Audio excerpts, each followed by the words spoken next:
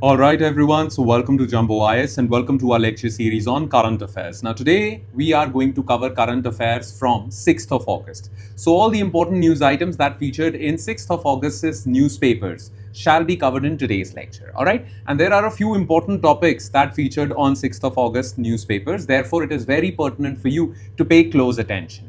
Right? So let's begin today's discussion. And yes, before I begin every lecture, I say this always and therefore I'm going to say it again.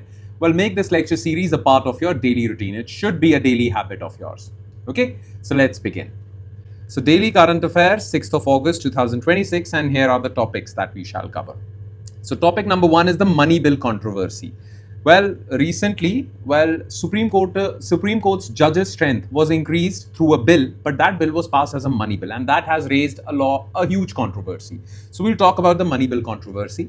Then we'll talk about recurrent flooding in Kerala. Why is Kerala prone to urban flooding? So we'll talk about this. And last topic would be physical books for AI training. All these big AI companies are now using books to train their AI models because web scraping, okay, data from web, internet is not enough to train good AI models. Therefore, they are using books. So we'll talk about this issue as well. This is really important. So these are the 3 news items that we shall zero in our attention on. So let's start discussing them one by one. Starting with topic number 1, and that is money bill controversy. Okay. Now, you all know about money bill. Money bill is defined in Article 110 of the Constitution. And as per that definition, well, any bill that deals with, okay, significantly deals with Consolidated Fund of India, debt, basically financial provisions, shall be classified as money bill. Okay. And the thing is that in case of money bill, only Lok Sabha has the power to pass the money bill. Okay, Lok Sabha should pass it and Rajya Sabha can agree or disagree. Well, the final say in this matter would be that of Lok Sabha. Therefore, sometimes the ruling government classifies a ordinary bill as money bill because they don't have majority in Rajya Sabha, but they want to pass that bill. So they would classify it as money bill and then pass it through Lok Sabha because they have numbers over there and bypass Rajya Sabha altogether. Whenever that happens, it raises a huge controversy. And why is there a controversy? Because the Constitution, there is a gap in our Constitution. In case there is any dispute with respect to money bill, the Speaker's say shall be final. Speaker is the final authority. Now, Speaker comes from the ruling party, generally. Therefore, opposition parties always cry foul whenever an ordinary bill is classified as money bill, and the Constitution says that Speaker's will is final, Speaker's decision is final. Already, currently, there is a case going on in Supreme Court of India to decide on the matter whether Speaker's word is final or not. They are deciding that, but this is the controversy. Clear? So let's inquire into this. You have to know about money bills. So money bill controversy. So what was in the news?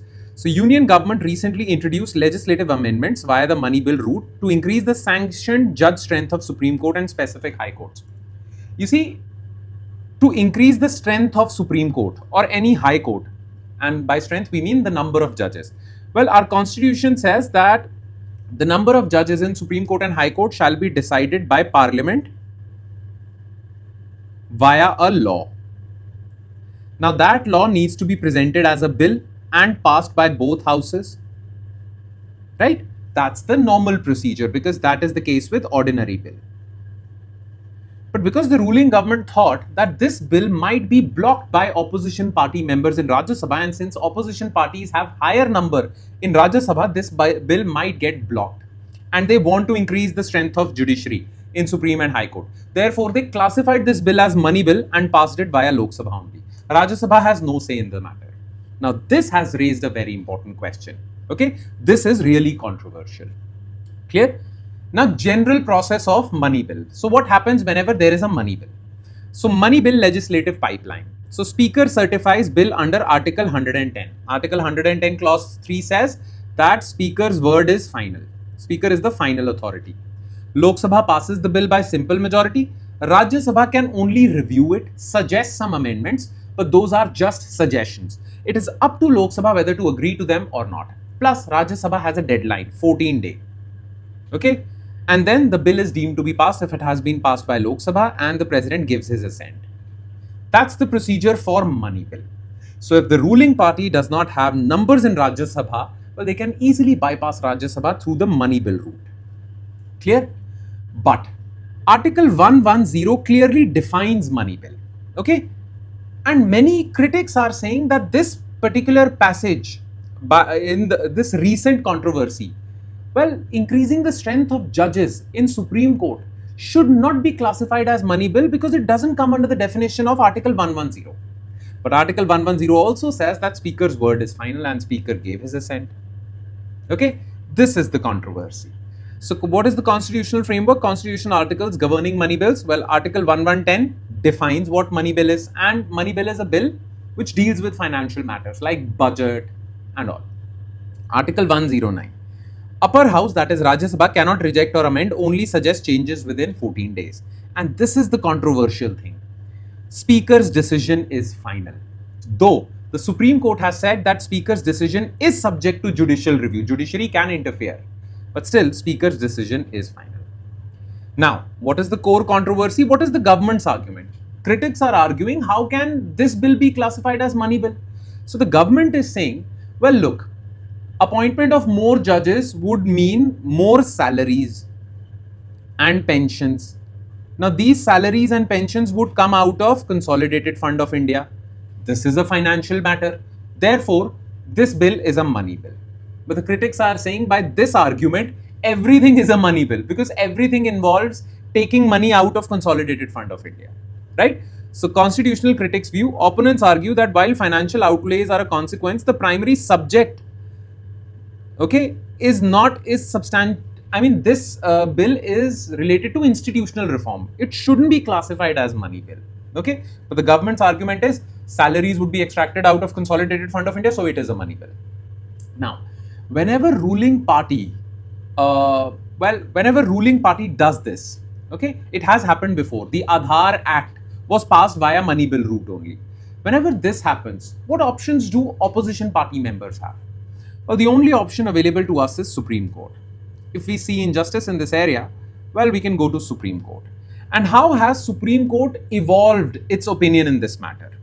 Okay, so the first case where the Supreme Court said that Speaker's decision is subject to judicial review was the Aadhaar case, okay, because they tried to pass Aadhaar Act as money bill. So majority upheld Aadhaar Act, though the Supreme Court said that Aadhaar Act is money bill. So they agreed to Speaker's view, but they also said that, well, Speaker's decision is subject to judicial review.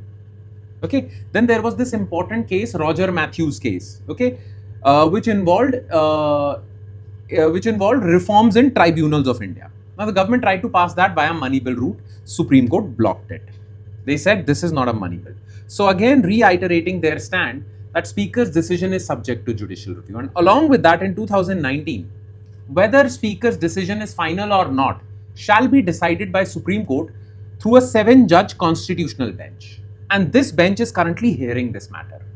Okay, so currently Supreme Court is hearing this matter and will decide what will be the future mechanism. But till that time, well, government is using this period to pass their favorite bills as money bill if they think that their bills do not have support in Rajya Sabha.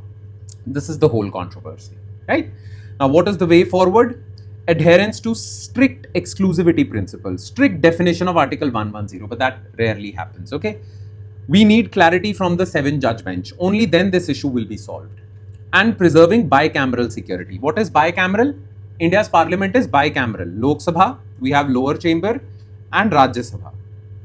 We need Rajya Sabha's passage, okay? That would allow parliament to remain sacrosanct. I mean, that would preserve the sanctity of parliament. If you are completely bypassing Rajya Sabha, then that is not the right thing. So this is the way forward. That's about it, right? Now let's quickly shift our focus to next news item, and that is recurrent flooding in Kerala.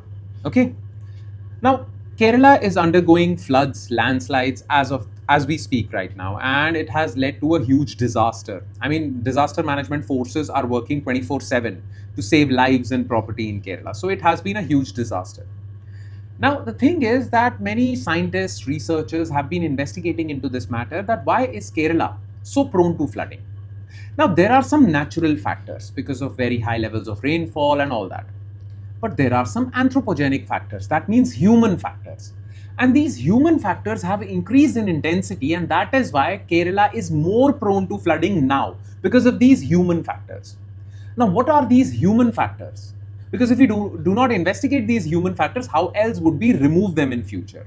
Okay, we need to know what is the root cause of this problem. Only then we'll be able to suggest a way forward, right? So we'll investigate into this matter. Why is Kerala prone to flooding? What are the human causes behind this? Okay, so let's begin. So recurrent flooding in Kerala.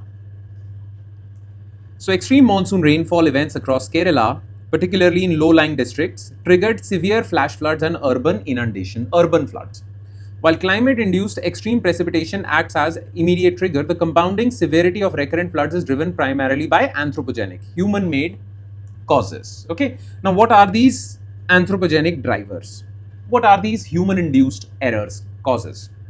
Key anthropogenic drivers of recurrent flooding. Number one is extreme siltation in Kerala's rivers.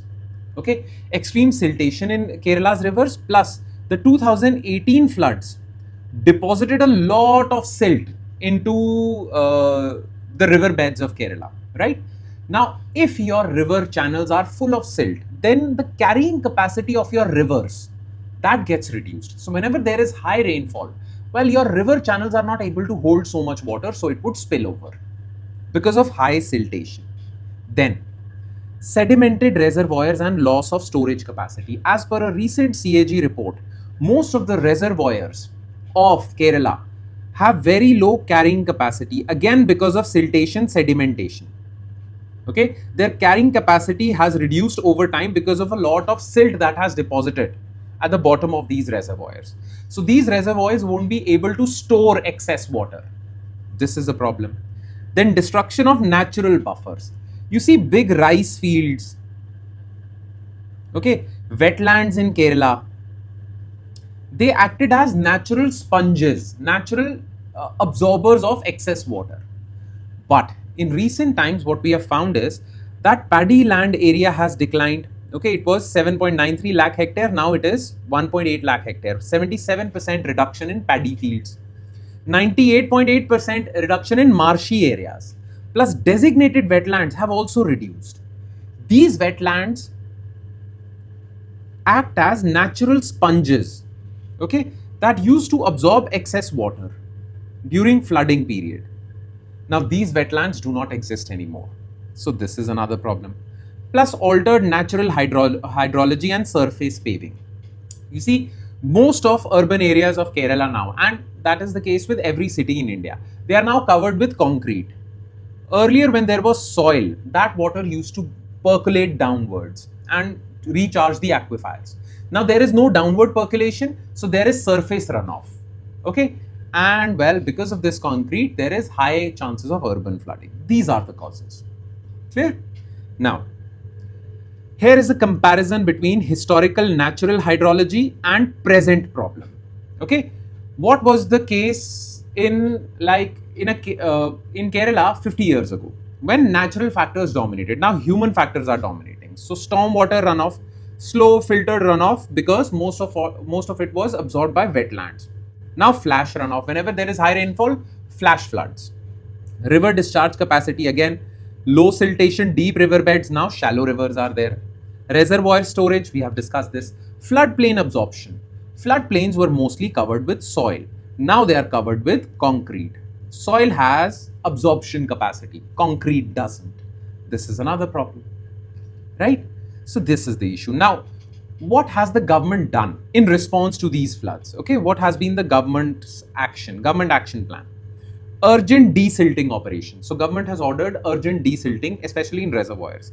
Initiating targeting desilting of critical rivers, streams, reservoirs, basins to restore water holding capacity.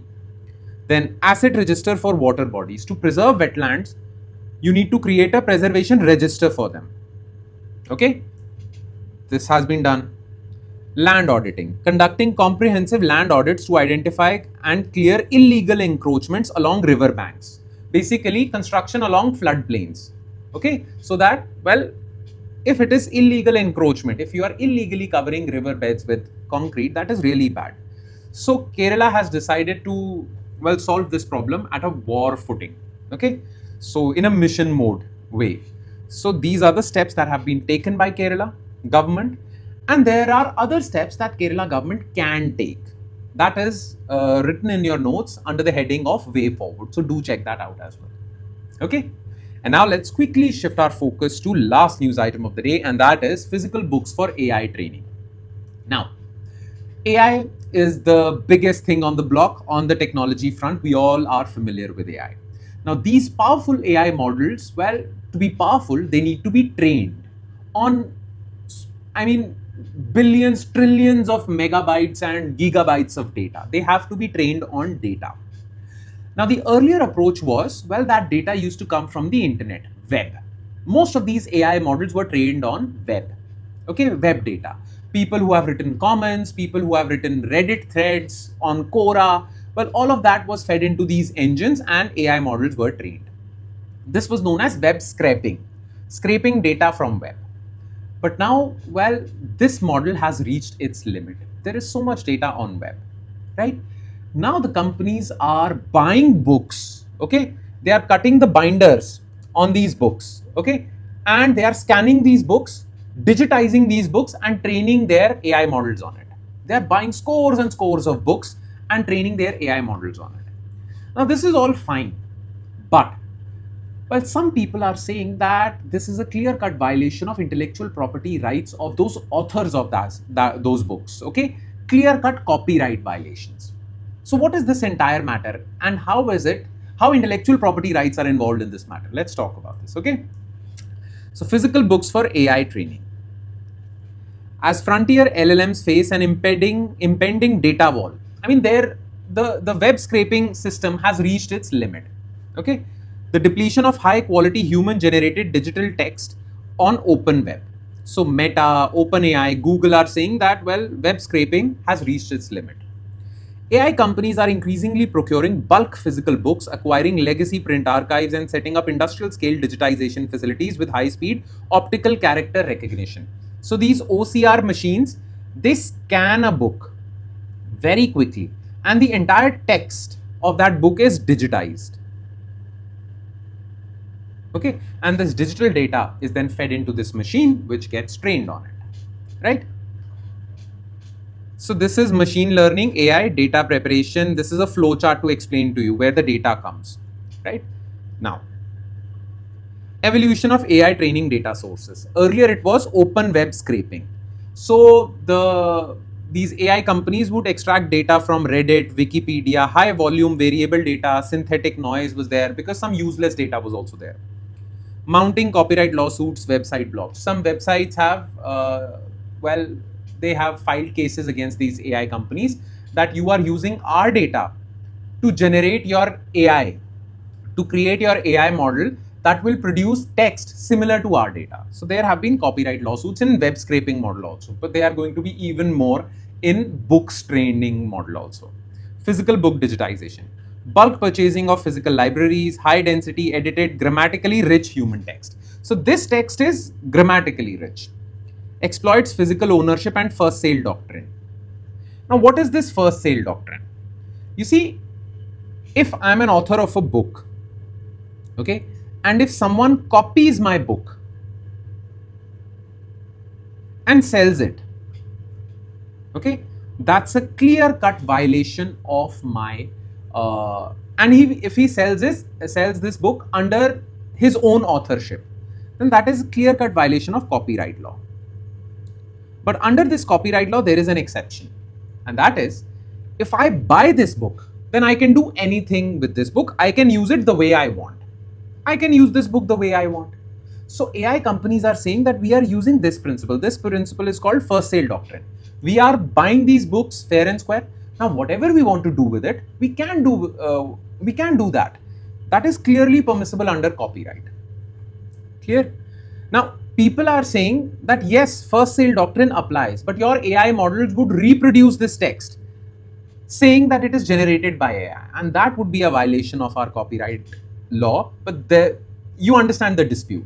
AI companies are saying first sale doctrine applies. Well, copyright enthusiasts are saying still your AI models would use our data to produce text. Basically, they are plagiarizing.